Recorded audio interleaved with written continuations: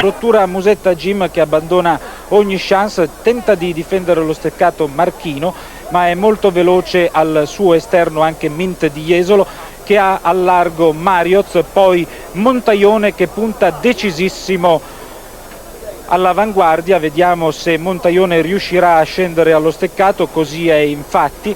Dopo 200 metri veloci è al comando Montaione nei confronti di Marioz, poi Mint di Jesolo, quindi Mac del Ronco e Malika LB. Sembra voler correre in testa, come è logico, Montaione, e l'allievo di Antonio Storti guida a ritmo non forsennato nei confronti di Marioz, che tenta l'avanzata per corsie esterne, avendo all'interno Mint di Jesolo, un terzetto isolato al comando. Poi in quarta posizione Mac del Ronco, affiancato da Malika LB.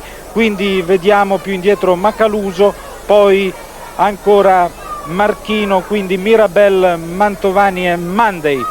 Ultimi 800 metri di corsa con Marioz che tenta di trovare posto nella scia del leader Montaione, così è infatti, anche perché Mint di Jesolo ha optato per una soluzione all'esterno del gruppo e Mint di Jesolo va ad aggirare Marioz mentre tenta la fuga Montaione. Avanza anche Mac del Ronco mentre ha avuto una battuta di cedimento Marioz. Vediamo se il cavallo di Guzzinati riuscirà a riprendersi. Ultima curva per Montaione, inseguito da Mint di Jesolo che è al suo esterno, poi Mac del Ronco. È un finale ancora molto incerto con Montaione che tenta di difendersi da Mint di Jesolo.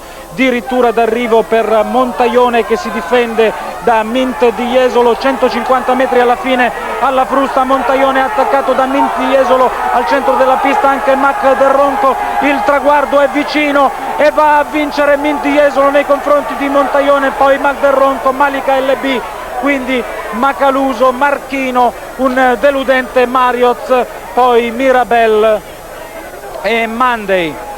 Dunque una corsa estremamente lineare con Montaione leader dall'inizio della gara, poi incalzato da Mint di Jesolo sul calo di Marioz, che ha incontrato una giornata storta e certamente bisognerà rivederlo all'opera. Mint di Jesolo ha incalzato, vi dicevo, il leader ed è andato a cogliere un successo che lo porta certamente ai vertici della generazione dei trottatori indigeni di 2 anni. Riceve i complimenti Tonino Luongo, che ha veramente creato un altro Feiston Gall.